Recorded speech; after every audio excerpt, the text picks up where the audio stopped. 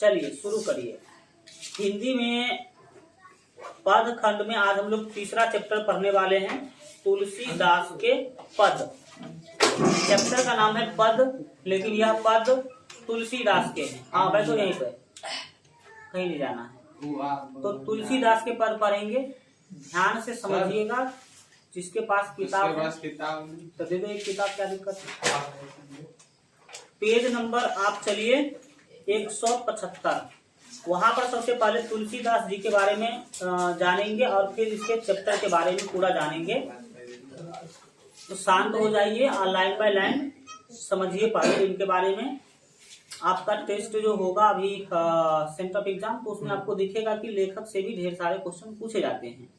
तो आप पहले लेखक को समझिए। सबसे पहले याद रखेंगे तुलसीदास जी का जन्म जो है 1543 ईस्वी में हुआ था। दूसरा निधन 1663 ईस्वी आप याद रखेंगे।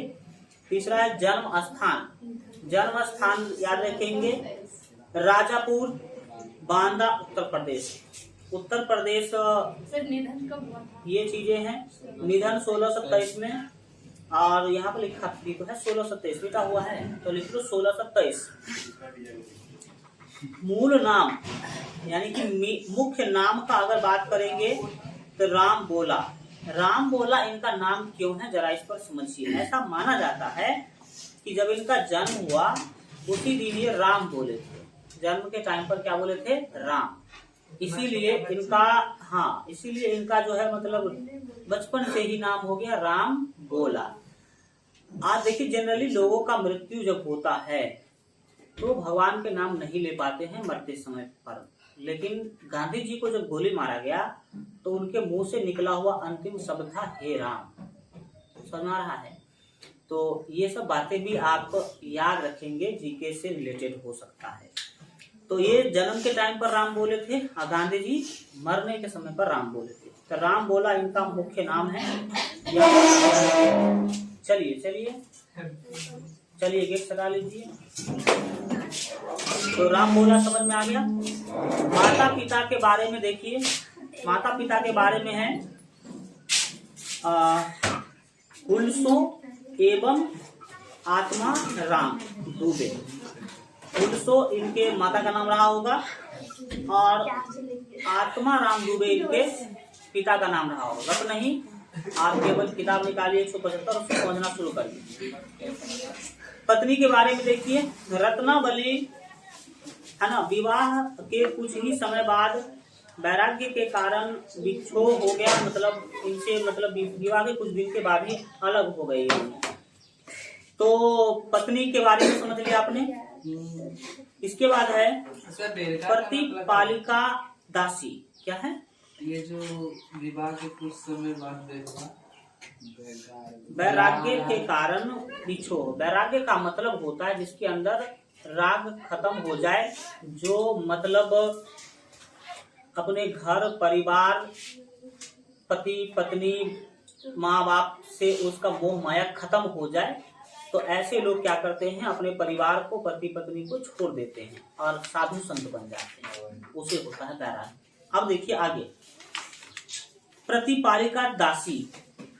प्रतिपालिका दासी के बारे में बात करेंगे तो चुनिया, जिनके जन्म के बाद जिसने जन्म के बाद परिवार द्वारा परित्यक्त होने पर पालन पोषण किया। आपको जानकर आश्चर्य होगा कि जिस समय इनका जन्म हुआ उसी समय इनके माता पिता इन्हें छोड़ देते हैं।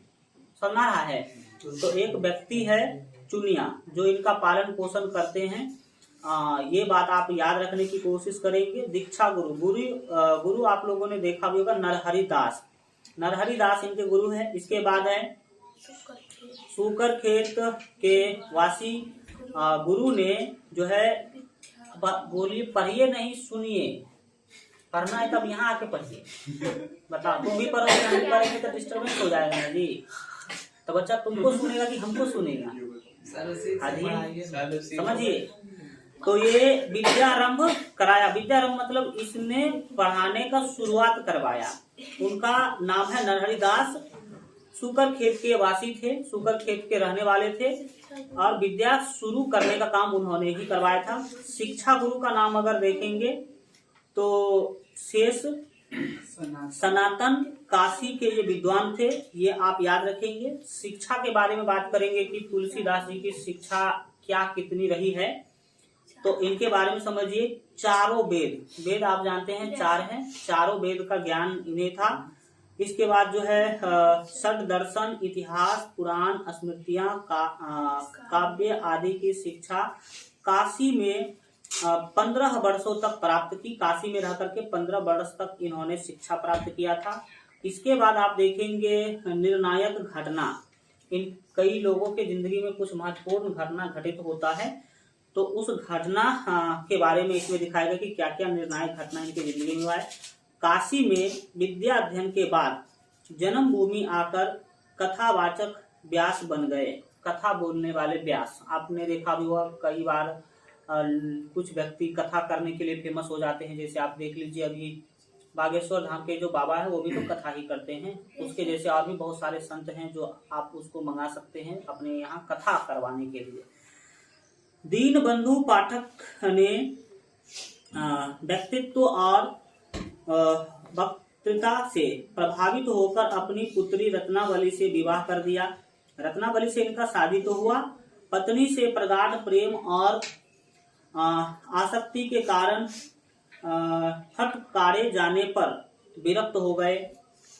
बहुत ज्यादा ये अपने पत्नी से प्रेम करते थे। किसी दिन एक ऐसा घटना घटा कि इनकी पत्नी ने बहुत डांट लगा दी इनको और ये पत्नी को ही छोड़ दी। समझ रहा है, मोह माया घर परिवार का त्याग कर दिए, पत्नी छोड़ दिए और गृहस्थ जीवन एवं घर का त्याग कर दिया। घर त्याग दे, समझ में आ गया। तो वैराग्य को प्राप्त कर ली, जैसे भगवान बुद्ध भी वैराग्य को प्राप्त किए थे, द्वार सब छोड़ दिए थे। अस्थाई निवास का बात करेंगे तो काशी में ये मुख्य रूप से रहा करते थे। तीर्थ यात्रा, कई जगह पर इन्होंने घूमने का काम किया है। तो कहाँ कहाँ तीर्थ यात्रा इन्होंने किया है याद रखेंगे। सुकरखेत, अवध, इसके बाद चित्रकूट, प्रयाग, मथुरा, वृंदावन, कुरुक्षेत्र, हरिद्वार, इसके बाद बद्रीनाथ, इसके बाद बद्रीनाथ में भोले जी का मंदिर है शायद, ऐसा हमें पता है। नैमिषारण्य, मिथिला तो अपना ही क्षेत्र है। इसके बाद जगन्नाथपुरी, रामेश्वर आदि प्रमुख तीर्थों की यात्रा समय समय पर काशी वास करते हुए ही संपन्न की। मतलब मुख्य रूप से काशी से ही यहाँ सब घूमने का काम इन्होंने किया। मित्र और स्नेही, इनके जो मित्र वगैरह थे उसके बारे में है। अब्दुल रहीम खान खाना, आपने नाम सुना होगा इनका, इतिहास के अंदर नवरत्न में भी यह शामिल थे, ये इनके मित्र थे। इसके बाद महाराज मानसिंह का भी नाम सुना हो, मानसिंह। इसके बाद नाभादास, दार्शनिक मधुसूदन सरस्वती और टोडरमल आदि। टोडरमल भी शायद नवरत्न में था। तो ये इनके मित्र हैं। इसके बाद कृतियां मतलब इन्होंने कौन कौन सा किताब या कहानी या कविता लिखने का काम किया है वो चीजें। कीर्ति में सबसे पहला है रामलला नहछु, ये इनके बुक का नाम है। वैराग्य संदीपिनी, इसके बाद है बरवय रामायण, पार्वती मंगल, जानकी मंगल, रामाज्ञा प्रश्न, दोहावली तुलसीदास का भी है और कबीरदास का भी शायद एक दोहावली है। इसके बाद है कवितावली, ये सब किताब का नाम है जिनका रचना इन्होंने किया था। गीतावली, श्री कृष्ण गीतावली, रामचरितमानस और विनय पत्रिका। इनके अतिरिक्त 44 छंदों की हनुमान बाहुक रचना को कवितावली का ही अंग माना जाता है। कवितावली का ही अंग जो है इस 44 छंदों के रचना को मानते हैं हम लोग। उसे स्वतंत्र करने पर कुल 13 छोटी छोटी कृतियां होती हैं, यानी कि छोटा छोटा 13 जो रचना है बन जाता है। इसके अतिरिक्त कुछ अन्य कृतियां भी बताई जाती हैं। कुल 12 या 13 कृतियों की प्रमाणिकता असंदिग्ध है, यानी कुल 12-13 और इनके रचना है जिसके बारे में संदेह है कि ये इसका है कि नहीं है। इसके बाद है मानस का रचना समय। मानस का रचना समय मतलब रामचरितमानस आपने सुना है ना। आप देखेंगे तो तुलसीदास जो है लिखने का काम किया रामायण। रामायण लिखने का काम तुलसीदास जी भी किए हैं और वाल्मीकि जी भी किए हैं। सबसे पहले रामायण का रचना तुलसीदास ने ही किया, लेकिन ये संस्कृत में लिख के गए, बहुत कठिन संस्कृत में, जिसको पृथ्वी के कोई लोग पढ़ ही नहीं पा रहे थे। तो भगवान बोले कि तुम महामूर्ख आदमी है, तुम ऐसा लिख के आ गया, कोई पढ़ ही नहीं पा रहा है, तो इसे लिखने का क्या ही फायदा है। तो फिर वाल्मीकि जी को भेजा गया, तो वाल्मीकि जी आसान भाषा में, सरल भाषा में रामायण को लिखने का काम किए हैं। तो 2 रामायण के किताब है, तुलसीदास जी के द्वारा लिखा गया अलग और वाल्मीकि के द्वारा लिखा गया अलग। लिखा गया है कि रचना आरंभ तिथि, यानी कि रचना का शुरुआत करने का तिथि 1630 लगभग, और इस पोस्ट में 1757 ईस्वी रखा है। चैत्र शुक्ल नवमी, चैत्र महीना था, शुक्ल पक्ष था और 9 तारीख था। नवमी को 9 तारीख मानते हैं। मंगलवार राम जन्म की तिथि पर, इसी दिन राम जी का जन्म भी हुआ था। अयोध्या के कवि की 31 वर्ष की अवस्था में, 31 वर्ष की अवस्था में रचना जो है 1633 अगहन शुक्ल पंचमी राम सीता विवाह की तिथि को कुल 2 वर्ष 7 महीना 26 दिन में पूर्ण हुई। 2 वर्ष 7 महीना 26 दिन में इन्होंने रामायण की रचना कर दी थी। ठीक है, कुल इतना समय इनको लगा था। व्यक्तित्व के बारे में बात करें, इनके पर्सनल जीवन के बारे में, तो याद रखेंगे विनम्र भाव थे, इनका स्वभाव उग्र नहीं था। संत लोग जनरली विनम्र होते ही हैं। मृदुल भाषी मतलब मधुर बोलते थे, और गंभीर और संत स्वभाव के गौर वर्ण के सुदर्शन व्यक्ति थे। मतलब क्या है, ये गंभीर थे, यानी कि शांत स्वभाव के आदमी थे, उचक्का वाला नहीं थे ये।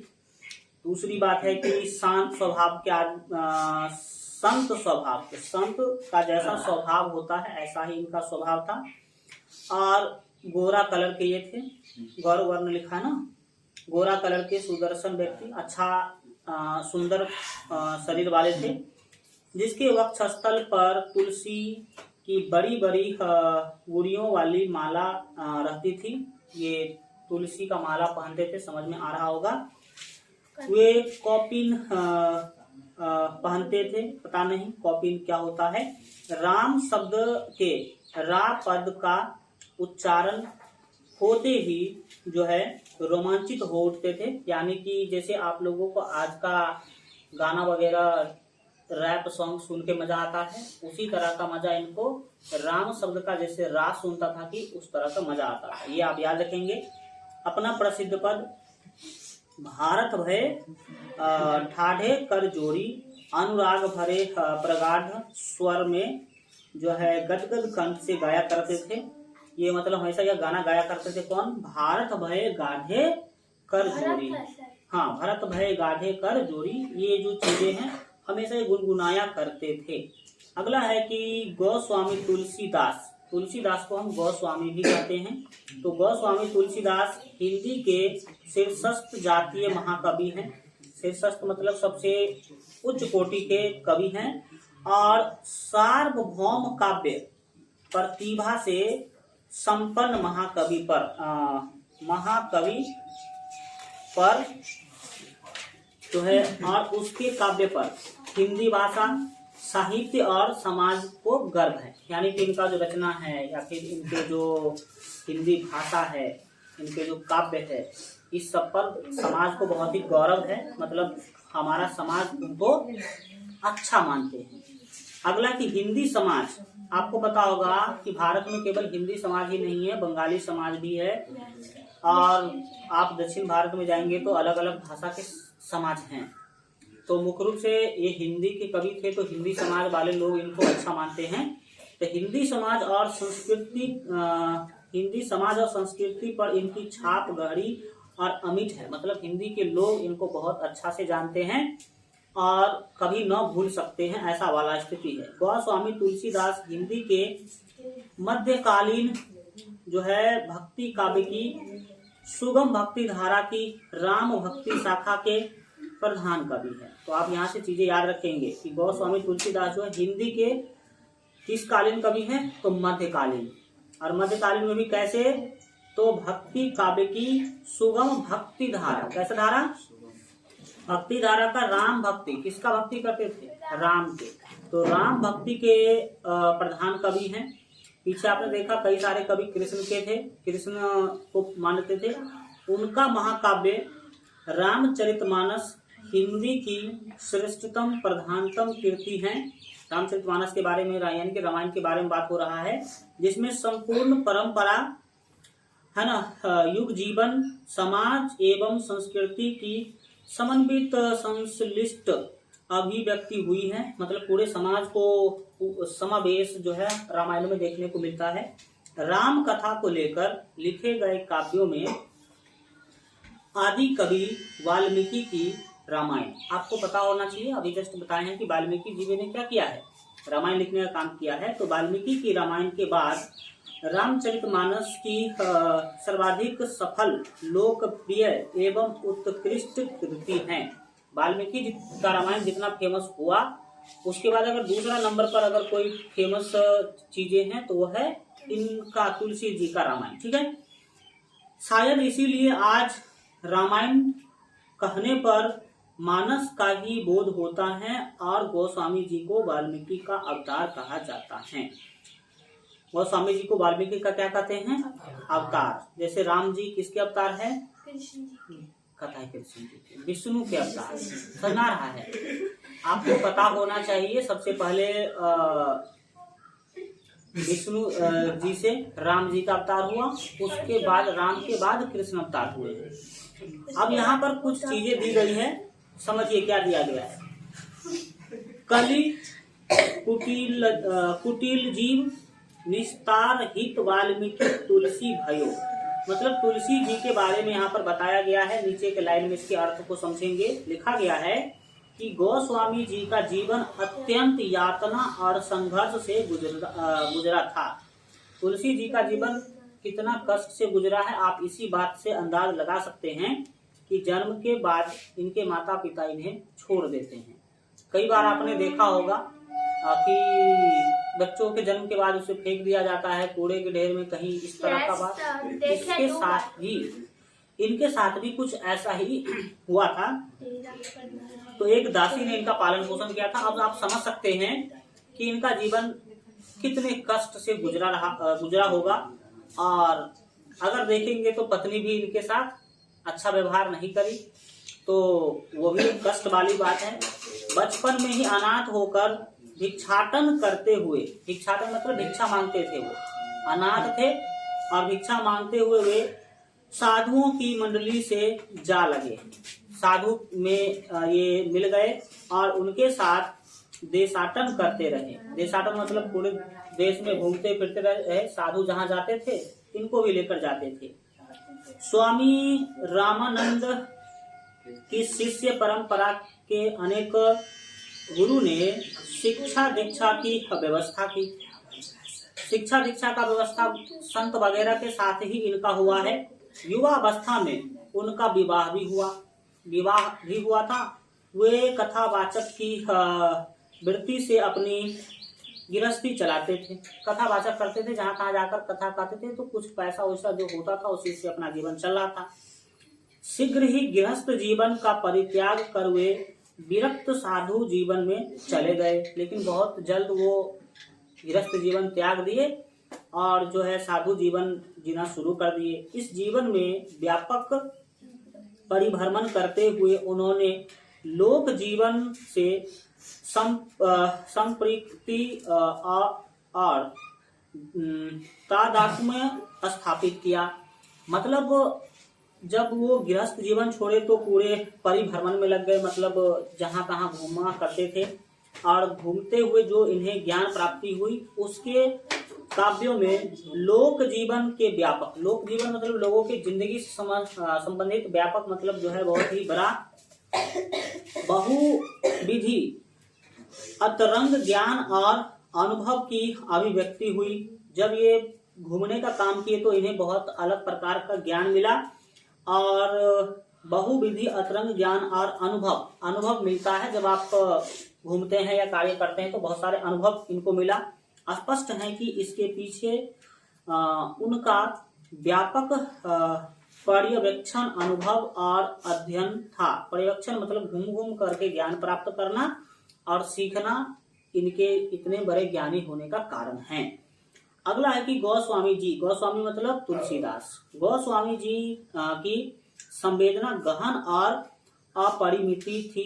गहन मतलब जानते ही, और अपरिमिति मतलब जिसका अंत ना हो, जिसका कोई परिमिति ना हो।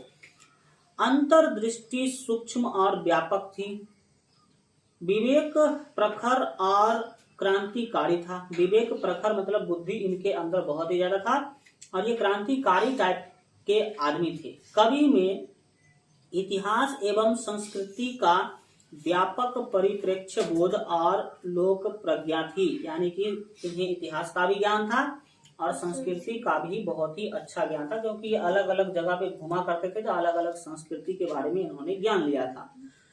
इन युगांतकारी बौद्धिक नैतिक रचनाओं द्वारा कवि ने ऐसा आदर्श उपस्थित कर दिया जो अतुलनीय है। मतलब इनके रचनाओं का किसी से तुलना नहीं किया जा सकता है, इतना अच्छा रचना इन्होंने किया है। आगे अगले पैराग्राफ में लिखा है कि गोस्वामी जी ने अपने युग की प्रमुख साहित्यिक भाषाओं, जिसमें अवधी एवं ब्रज दोनों को अपनाया, यानी कि अवधी भाषा में भी लिखा है इन्होंने और ब्रज भाषा में भी इन्होंने लिखा है। ये अवधी और ब्रज दो भाषा है, ठीक है। सामान्यतः प्रबंध रचना के लिए अवधी और गीति काव्य के लिए ब्रज भाषा। सामान्य प्रबंध जो रचना होती थी उसके लिए अवध भाषा का प्रयोग करते थे और गीति काव्य जो होते थे, जो इसको गाया जा सकता है, उसका ब्रज भाषा में रचना करते थे।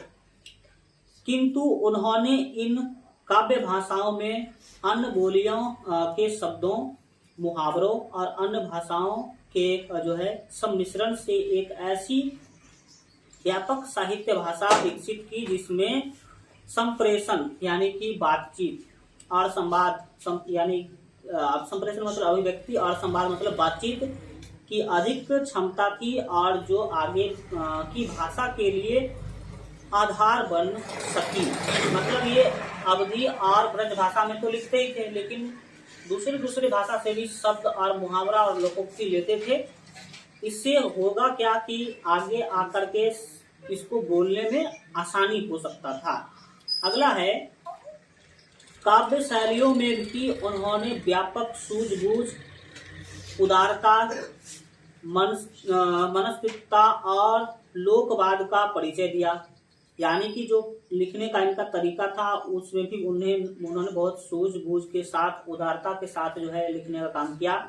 प्रबंध और गीति शैलियों को अपनाते हुए उन्होंने अपने युग की दो महान कृतियां, एक तो है रामचरितमानस और दूसरा है विनय पत्रिका, ये दो बहुत ही फेमस जो है ना रचना की इन्होंने। रामचरितमानस और विनय पत्रिका बहुत ही फेमस रचना इनका माना जाता है, आप यह याद रखेंगे।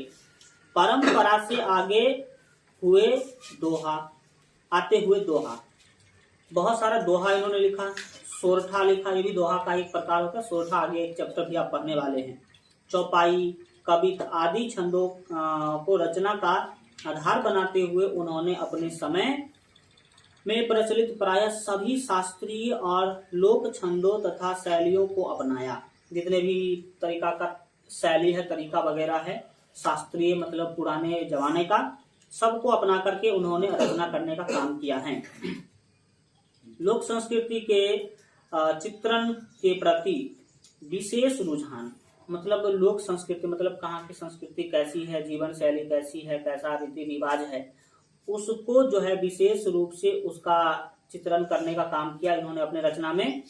के कारण सोहर जानते हैं ना, सोहर गाना का एक प्रकार होता है, ठीक है, सोहर। इसके बाद नहछू, ये किसी दूसरे समाज का गाना का प्रकार रहा होगा। इसके बाद विवाह आदि सभी तरह के रीति रिवाज और आचार व्यवहार का उन्होंने चित्रण किया अपने रचना के अंदर, तथा उन अवसरों पर गए जहां पर इस तरह के जो विवाह वगैरह हुआ करता था वहां पर वो जाते थे और जाने वाली गीति शैलियों को काव्य में समाहित किया। वहां पर जाते थे, देखते थे कि कैसा क्या रीति रिवाज है, व्यवस्था है, उसको अपने रचनाओं में दिया। इन अभिव्यक्ति पद्धतियों द्वारा उन्होंने राम और उनकी कथा के प्रति अनुराग और भक्ति की लोक पावन गंगा बहा दी। मतलब राम के रचनाओं में उन्होंने बहुत ही अच्छा तरीका से काम किया है, जिसका नाम रामचरितमानस है। देखिए अगला क्या है, एक भक्ति कवि और संत होते हुए, ये भक्ति कवि थे, भक्ति से रिलेटेड गाना लिखते थे या फिर गीत लिखते थे, और संत भी थे। होते हुए भी उन्हें एक महान लोक गायक की प्रतिष्ठा प्राप्त है। लोक गायक, हाँ, लोक नायक मतलब लोगों के नायक के रूप में उन्हें मतलब वैल्यू मिला हुआ है। हिंदी जनता के हृदय में शताब्दियों से वे विराज रहे हैं।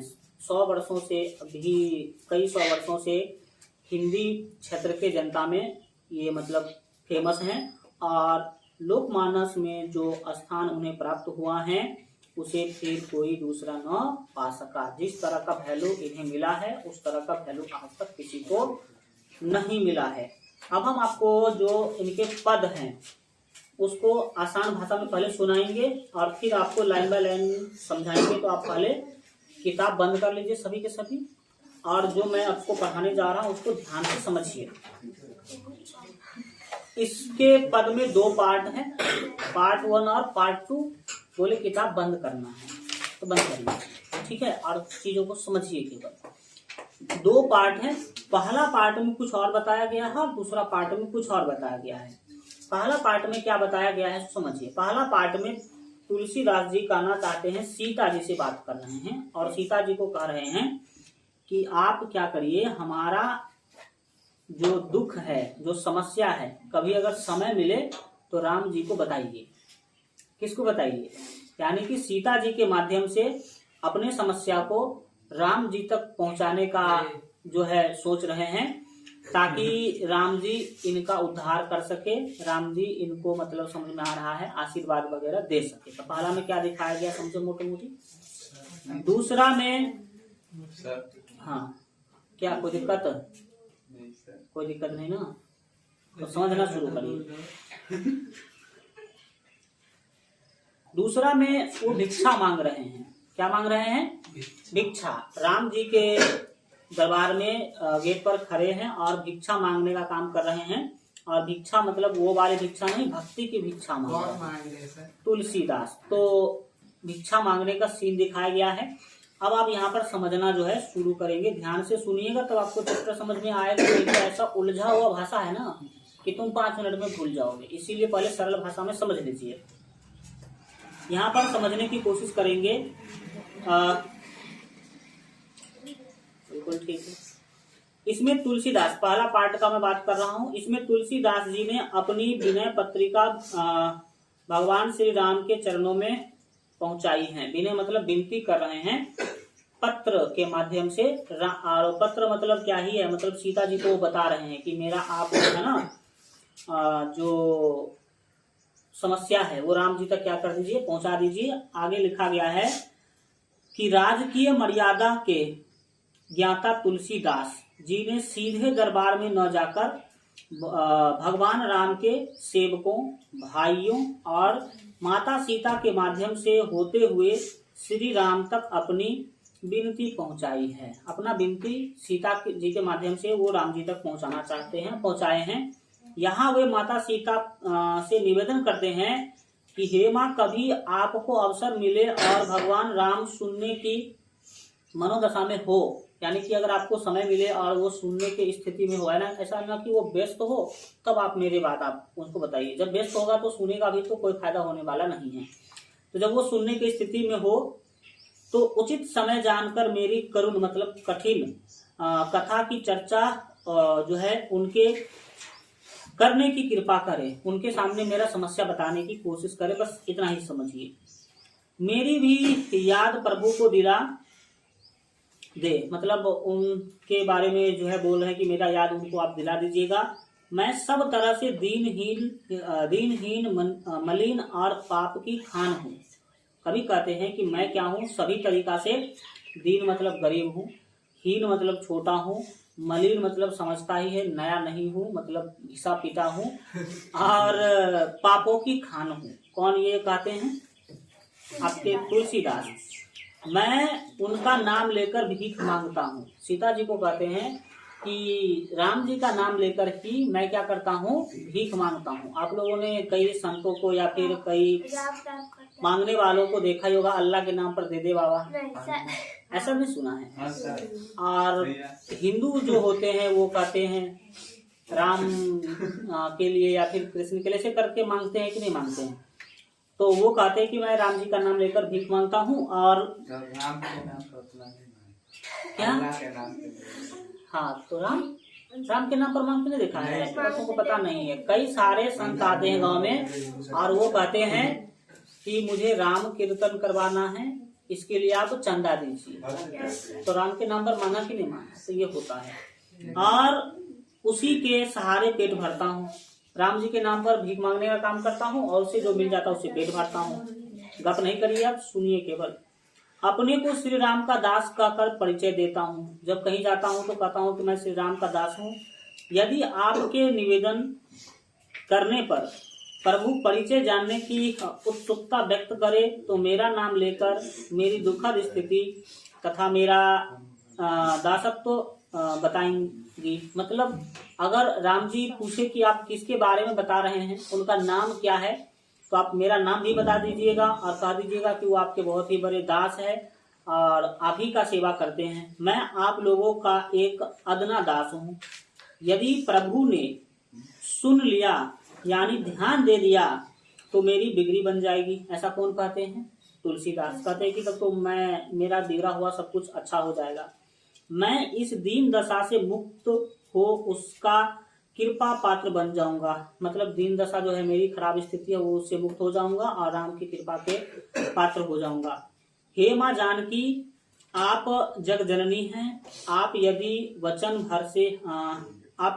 भर से मेरी प्रार्थना पहुंचाकर मेरी सहायता कर देंगी तो मैं तर जाऊंगा। समझ, तर जाने का मतलब क्या होता है? मतलब मेरा सारा समस्या खत्म हो जाएगा। तरना मतलब तेल में तरना नहीं, समझ आ रहा है? तो सारा समस्या खत्म हो जाएगा और आपका तथा प्रभु श्री राम का गुण गाता रहूंगा। ऐसा इन्होंने प्रथम पार्ट में बताया है। अब दूसरा पार्ट जो है समझने का कोशिश करेंगे। इस पद में गोस्वामी तुलसी दास ने भगवान श्री राम के राजभवन के द्वार पर पहुंचकर अपनी व्यथा निवेदन करते हुए उनसे भीख की याचना की है। मतलब उनके द्वार पर खड़े हैं और अपना समस्या बता रहे हैं कि मैं गरीब हूँ, ऐसा हूँ वैसा हूँ, आप मुझे भिक्षा दीजिए। लेकिन भिक्षा कैसी है सो आगे पता चलेगा। वे कहते हैं कि हे प्रभु, आज मैं सवेरे सवेरे आपके द्वार पर आ खड़ा हुआ हूँ। मैं भूखा हूँ, 2 कौर भोजन भर मेरी आकांक्षा है। मैं आपके द्वार पर कब से रिरिया रहा हूँ। रिरियाना मतलब जानता है ना, रो रहा हूँ या फिर भिक्षा मांग रहा हूँ, अर्थात भिक्षा के लिए गिड़गिड़ा रहा हूँ। ठीक है, मेरा कोई अन्य आश्रय या आराम नहीं है जहां से भिक्षा प्राप्त कर सकूं। मतलब कहीं भी कोई दूसरा द्वार नहीं है जहां मैं जाकर के भिक्षा मांग सकूं। अर्थात मैं आपके द्वार का एक निष्ठ याचक हूँ। मतलब मेरी निष्ठा आपके द्वार से ही आपसे भिक्षा लेना है। मैं अन्यत्र जाकर नहीं मांग सकता। मैं अन्यत्र मतलब कहीं दूसरे जगह जाकर नहीं मांग सकता।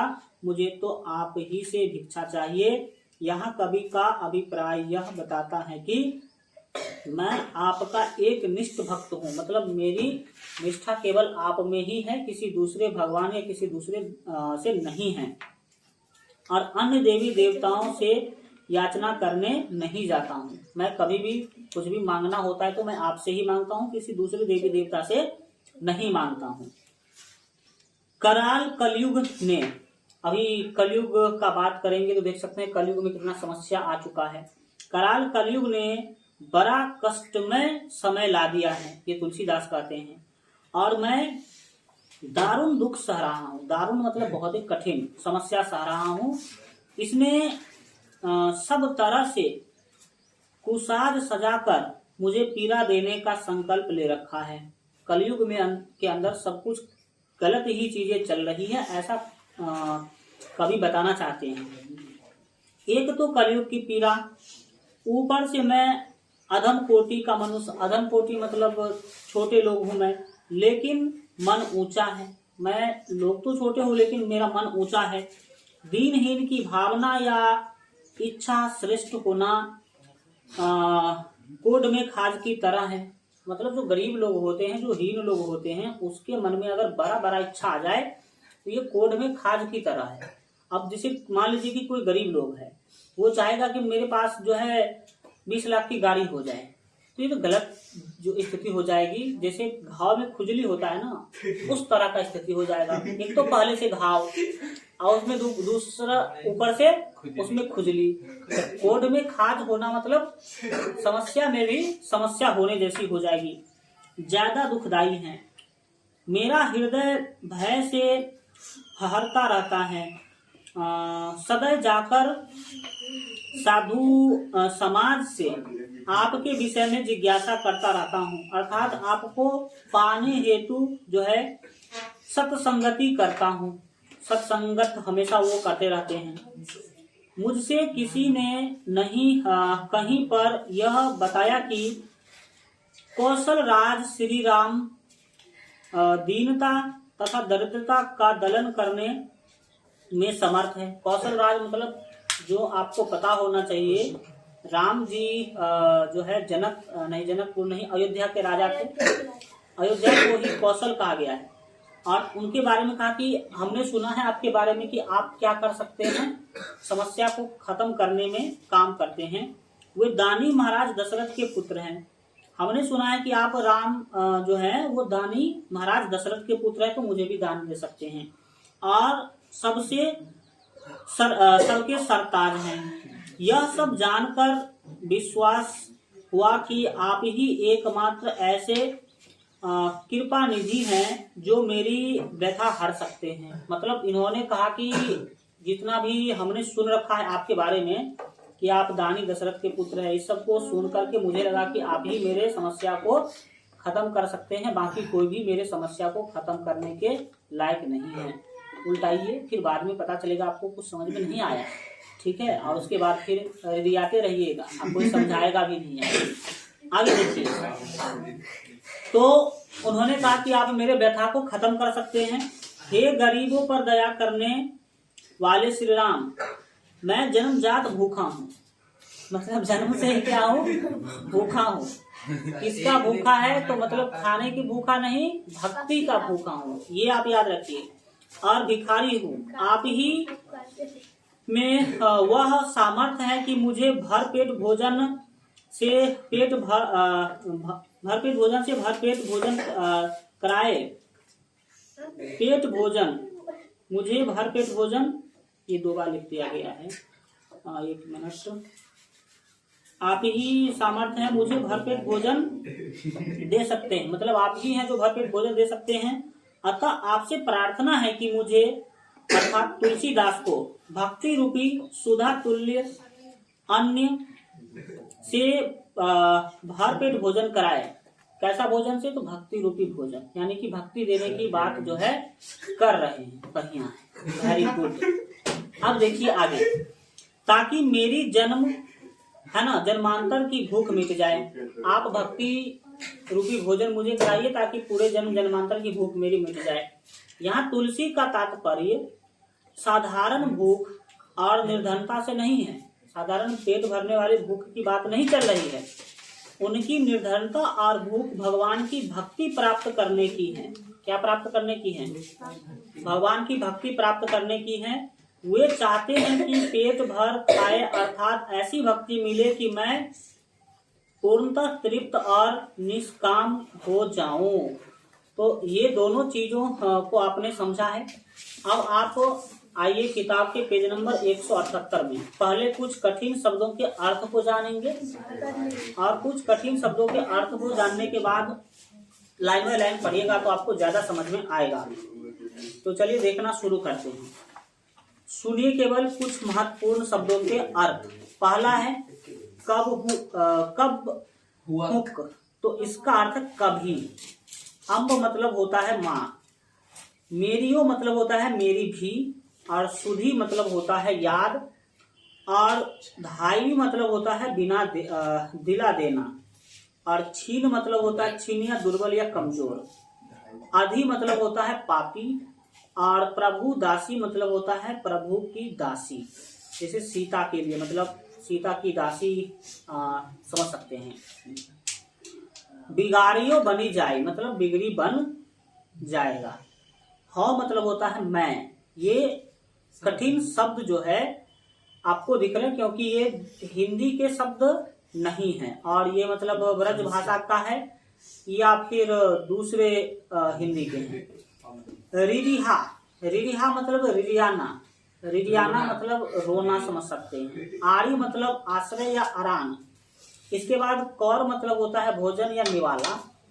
काजू मतलब वो वाला काजू नहीं है, काजू मतलब कार्य है, ठीक है, या काम आप कह सकते हैं। कली मतलब कलयुग, ये आप याद रखेंगे। अब कराल मतलब भीषण या कठिन या भयानक, ठीक है। दुकाल, दुकाल मतलब बुरा समय या खराब समय आप समझ सकते हैं। दारुण मतलब भयानक, याद रहेगा, जिसको आप सहन नहीं कर सकते हैं। असह्य।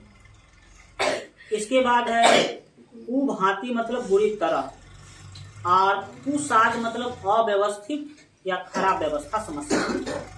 हरी मतलब हरा, हरा या हृदय की पीड़ा होता है। हिया मतलब हृदय होता है, और दारिद्र मतलब होता है दरिद्रता, और कृपा बारिधि मतलब होता है कृपा सिंधु। कृपा सिंधु मतलब कृपा की नदी, सीधा समझ सकते हैं। जैम वायु मतलब होता है खिलाइए, जैम वायु मतलब खिलाइए, और सुजान मतलब अच्छा भोजन, याद रहेंगे। सु प्लस अनाज बराबर सुनाजू है, सुनाजू मतलब अच्छा भोजन। अब लाइन बाय लाइन देखिएगा तो बहुत अच्छा से आपको समझ में आता चला जाएगा।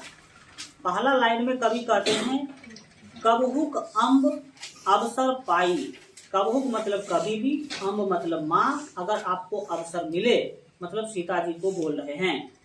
मेरियो सुधी धाई भी मतलब मेरा भी याद जो है दिला दीजिएगा। धाई भी मतलब दिला दीजिएगा। किसको? धाई भी कछु करुण कथा चलाई। कुछ करुण कथा मतलब दुखों वाली कथा सुना करके आप मेरा भी याद दिला दीजिएगा। किनको? तो राम जी को। कहिएगा कि दीन है, सब अंगहीन है, छीन है, मलिन है, अधि है, ये सारा बात बताइएगा मेरे बारे में। दीन मतलब गरीब है, सब अंगहीन है, सब तरह से हीन है, छीन मतलब दुर्बल है, मलिन मतलब जानते ही है जो चमक ना रहा हो उसे मलिन कहते हैं, अधि मतलब पापी है। बताइएगा कि ये सारा उसका गुण है, ठीक है। और नाम लो भरे उधर एक प्रभु दासी दास कहाई। अगर वो नाम लेने वो नाम पूछे तो मेरा नाम भी आप क्या कर दीजिएगा, बता दीजिएगा कि वो आपका ही दास है। समझ में आ रहा है? बूझी है सो, बूझी है सो है कौन, बूझी है सो है कौन, कहीं भी नाम दास जनाई। अगर वो पूछने की कोशिश करे, बूझने की कोशिश करे कि वो है कौन, तो आप बताइएगा कि आपका ही दास है। सुनत राम कृपालु के मेरी बिगड़ियों बनी जाई। अगर राम सुन लेंगे, कृपा कर देंगे तो मेरी बिगड़ी भी क्या हो जाएगी, बन जाएगी। जान बिगड़ी मतलब खराब स्थिति सुधर जाए। समझ रहा है? आपका जो बिगड़ा हुआ है वो अच्छा हो जाएगा। समझ रहा है? आगे बोलते हैं जानकी जग जननी। जानकी मतलब सीता जी को कवि कहते हैं कि आप तो जग जननी हैं। जनकी किए वचन सहाई, तरे तुलसीदास भाव तब नाथ गुण गण गाई। आप जब मुझ पर कृपा कर देंगे तो मैं तर जाऊंगा और आपका ही गुण गाता रहूंगा, आपका ही गुण हमेशा गाता रहूंगा। दूसरा पाठ है जिसमें द्वार पर खड़े हैं, लिखा भी है द्वार हौ मतलब कहता खड़े, अभी जस्ट बताए मैं, हाँ उलट लो देख लो। द्वार मतलब द्वार पर, हौ मतलब मैं, भोर ही को आजू, मैं सुबह ही आपके द्वार पर आकर के खड़ा हूँ, सुबह से ही। रटत रिरिहा आरी और न कौर ही तय काजू, मतलब मैं रट रहा हूँ, रिरिया रहा हूँ, आप ही का आसरा लेकर आया हूँ केवल भोजन के लिए, बाकी और भी कोई काजू मतलब काम नहीं है। कली मतलब कलयुग और कराल मतलब जस्ट बताएं कठिन या भयानक। कली कराल दुकाल, दुकाल मतलब बुरा समय खराब समय भी जस्ट बताए हैं। तो कली कराल दुकाल दारुण मतलब भयानक, सब कुभांति कुसाजू, कहते हैं कि जो कलयुग है वो कठिन है और ये बहुत ही बुरा समय है। दारुण मतलब बहुत ही भयानक व्यवस्था बना रखा है इस कलयुग ने। कुभांति कुसाजू का मतलब है कि बहुत ही बुरी तरह का व्यवस्था कलयुग ने क्या कर रखा है, बना रखा है। नीच जन मन ऊंच जैसी कोढ़ में की खाजू, नीच जन मतलब जो छोटे लोग होते हैं उनका मन अगर ऊंचा हो जाए, सोच ऊंचा हो जाए, गरीब लोगों का इच्छा हो जाए इमाजी फरारी कार में घूमो, ये कैसा है जैसे कोढ़ में खाजू, खाज मतलब खुजली, कोढ़ तो जानते, कोढ़ एक प्रकार का घाव है। तो ये कभी कहना चाहते हैं कि छोटे लोगों के लिए बड़ा बड़ा सोच रखना उसी तरह से है जिस तरह से कोढ़ में खाज होता है। खाज मतलब खुजली होना। हर हिय में सदैव बुझियो दाई साधु समाजू, मेरा जो हिया मतलब हृदय है वो कराहता रहता है, हरना मतलब हारता रहता है, और मैं हमेशा साधु समाज में ही मिलकर के रहने का काम करता हूँ। मोहू से कहूँ कतहूँ को, तीनहू कहियो कौशल राजू, मतलब मुझसे किसी ने कहा कौशल राज के बारे में, मतलब आपके पिताजी के बारे में कि आप तो दानी दशरथ के क्या हैं, पुत्र हैं। आप यहाँ पर देख सकते हैं दीनता दारी दरिद्रता दलय, जो दलय को कृपा बारिधि बाजू, मतलब मैंने आपके बारे में सुना है कि आप राजा दशरथ के पुत्र हैं और आप दीनता दरिद्रता के को खत्म करने वाले हैं, उस पर कृपा करने वाले हैं। कृपा बारिधि मतलब आप तो कृपा के सिंधु हैं, कृपा के नदी हैं जिसमें कृपा की कोई कमी नहीं है, ऐसा मैंने आपके बारे में सुना है। दानी दशरथ राज के तू बानई सिर ताजू, आप तो दानी दशरथ राज के पुत्र हैं और सभी के सिर के ताज हैं। सिर के ताज का मतलब है महत्वपूर्ण आदमी हैं आप। जन्म को भूखा भिखारी हूँ, हो मतलब मैं, वो कहते हैं कि मैं जन्म से ही भूखा हूँ और भिखारी हूँ मैं, है ना। गरीब निवाजू, और आप तो गरीब नवाज है, मतलब गरीबों को देखने वाले लोग हैं।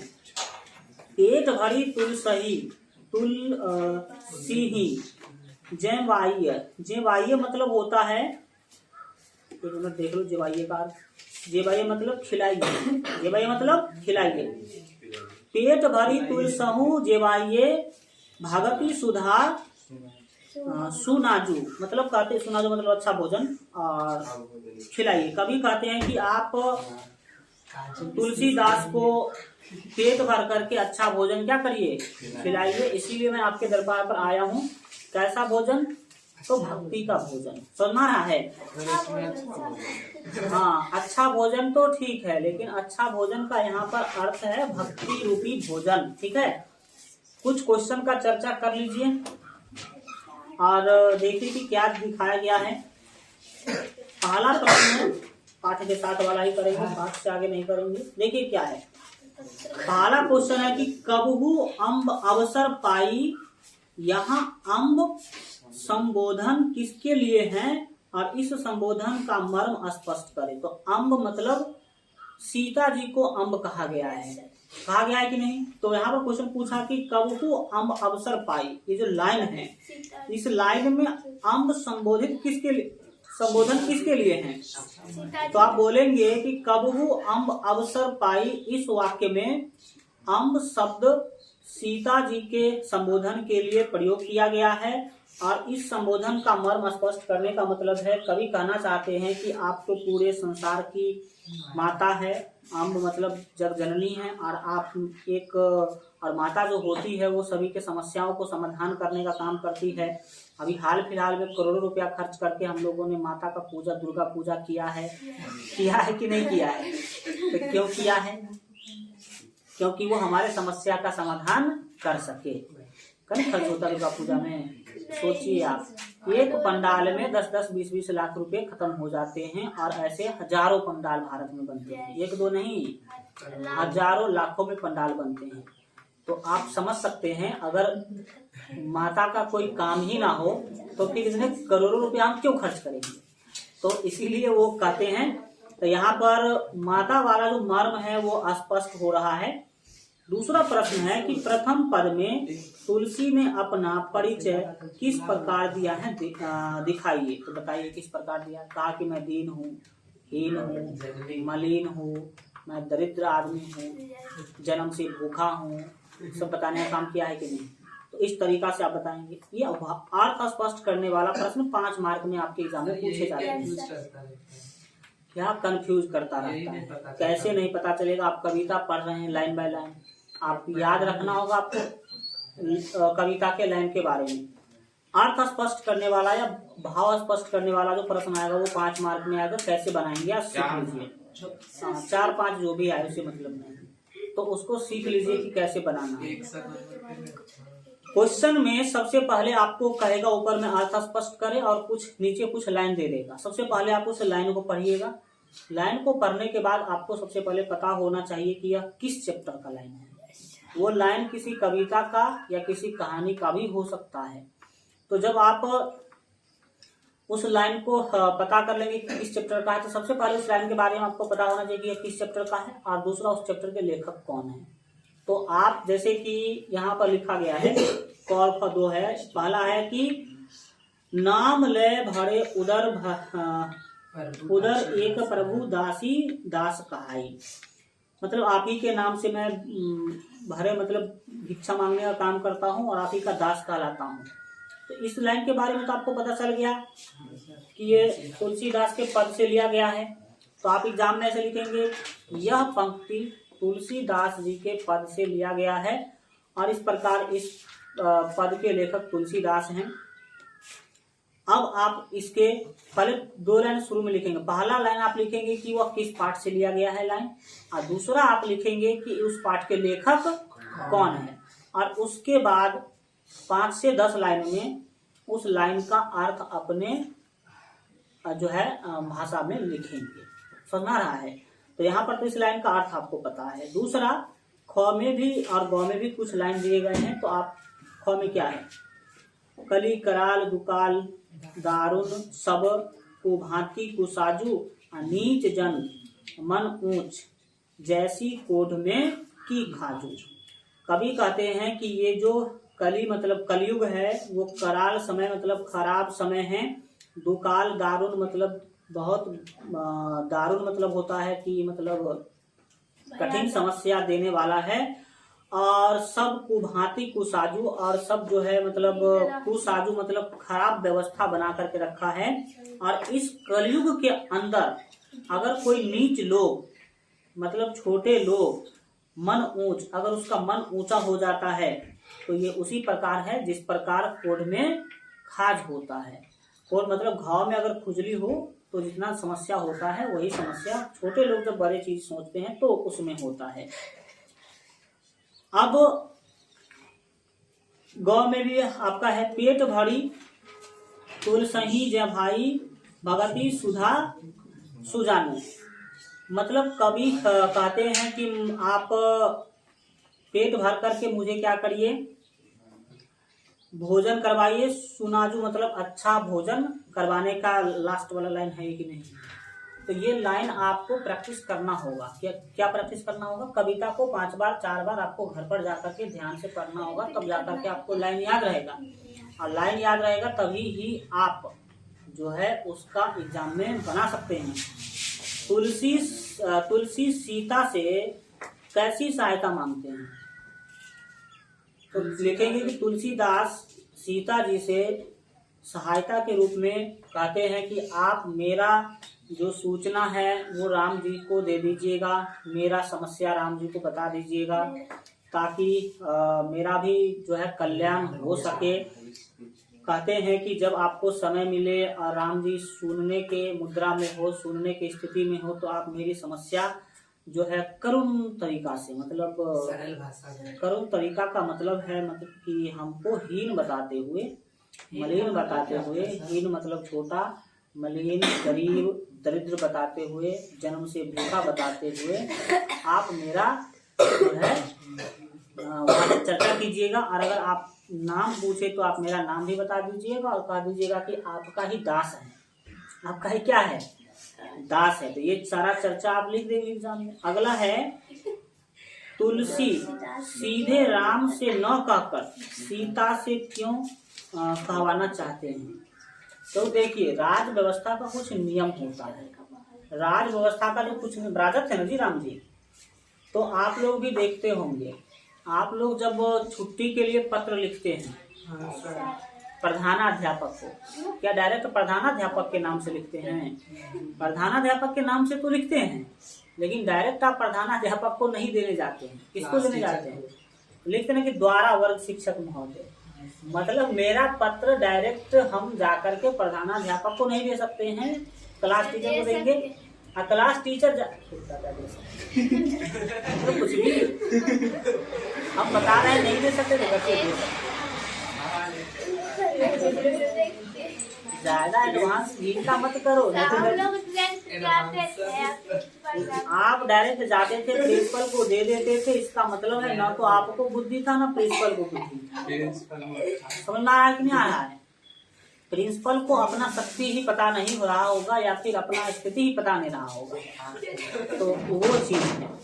तो उसी तरीका से सीता जी क्या तुलसीदास भी डायरेक्ट अपना बात राम जी को न कह करके सीता जी के माध्यम से कहने की कोशिश करते हैं। आप याद रखिएगा कि डायरेक्ट ये कहने जाते तो उतना प्रभाव नहीं पड़ता, जितना सीता जी कहेंगे तो प्रभाव पड़ेगा। इसी कारण सबको लिखिए, ठीक है? अब शांत हो जाए। क्वेश्चन अगला प्रश्न क्या है? 6 नंबर। राम के सुनते ही तुलसी की बिगड़ी बन जाएगी, तुलसी के इस भरोसे का कारण क्या है?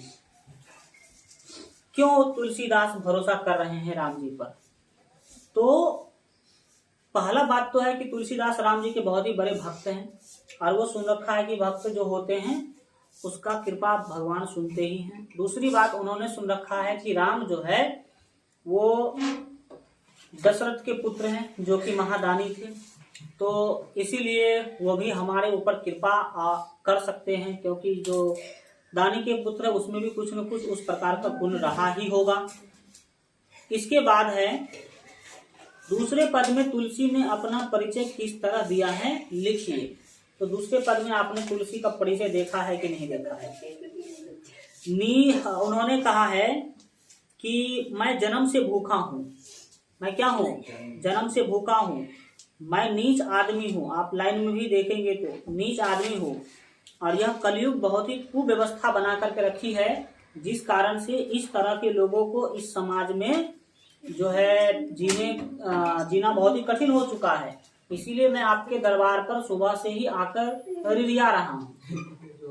समझ में आ रहा है कि नहीं आ रहा है? इस सब चीजों को लिखिएगा। अगला प्रश्न क्या पूछ रहा है? और दूसरी बात है कि इसके प्रश्न का डिटेल उत्तर आपको मनोरमा में मिलेगा सारा, तो वहां पर भी आप एक बार पढ़ने का कोशिश करिए। महत्वपूर्ण प्रश्न ही है, सब नहीं है। दूसरी बात है कि आप पढ़ जो रहे चैप्टर, तो पूरा कहानी सुन लेने के बाद आप क्वेश्चन तो ऐसे ही बना लीजिएगा। अगला प्रश्न क्या बोल रहा है, दोनों पदों में किस तरह की व्यंजना हुई है? तो दोनों पदों में बोलेंगे कि मार्मिक व्यंजना हुई है, और तुलसीदास अपने आप को नीच, मलिन, हीन, गरीब, दरिद्र बताने का जो है इन्होंने इसमें काम किया है।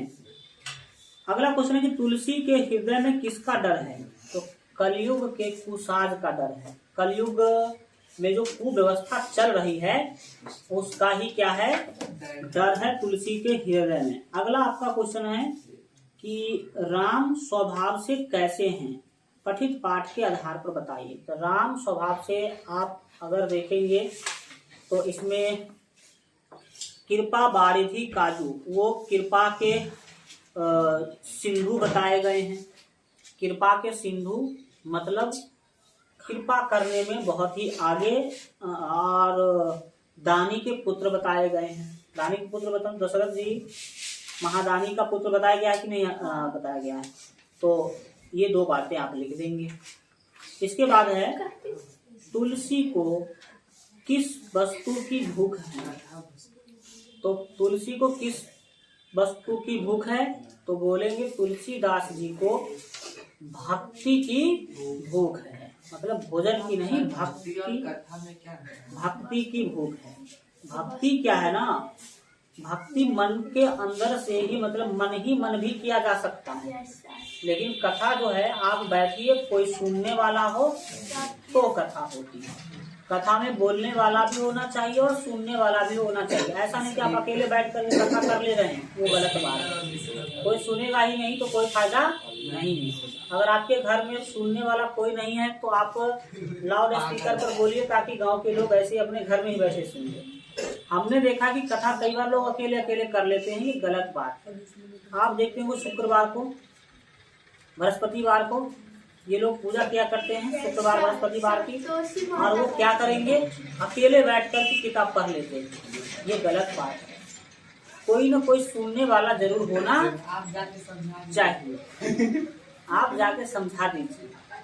आप जब पूजा करना शुरू करते हैं, ये किसकी कमी है? शिक्षा की कमी है। अगला देखिए, तुलसी को किस वस्तु की भूख समझ में आ गया? गाड़ी चलेगा तो कैसे चलेगा? हाँ, आप समझना शुरू करिए। अगला है पठित पदों के आधार पर तुलसी की भक्ति भावना का परिचय दीजिए। तो भक्ति भावना का परिचय आप दे सकते हैं कि वो किसके भक्त हैं? राम के भक्त हैं। किस तरह के भक्त हैं? उसी के नाम से भीख मांगकर जिंदगी चलाते हैं, उसी का अपना दास बताते हैं कि मैं उन्हीं का क्या हूँ, दास हूँ।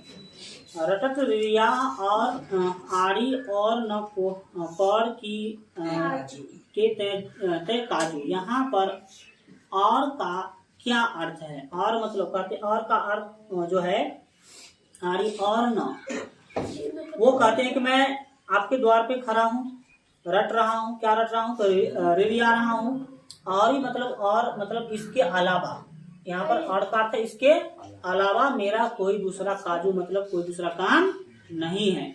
दूसरे पद में तुलसी ने दीनता और दरिद्रता दोनों का प्रयोग क्यों किया है? तो उन्होंने अपनी स्थिति को बताने के लिए दीनता और दरिद्रता का प्रयोग किया है। दीनता मतलब गरीबी और दरिद्रता मतलब दरिद्र हूं मैं, ठीक है। ये चीजें उन्होंने बताने का कोशिश किया है। प्रथम पद का भावार्थ अपने शब्दों में लिखे। तो प्रथम पद का अर्थ सुने हैं, उसके शब्दों में, अपने शब्दों में जाकर लिख दीजिएगा।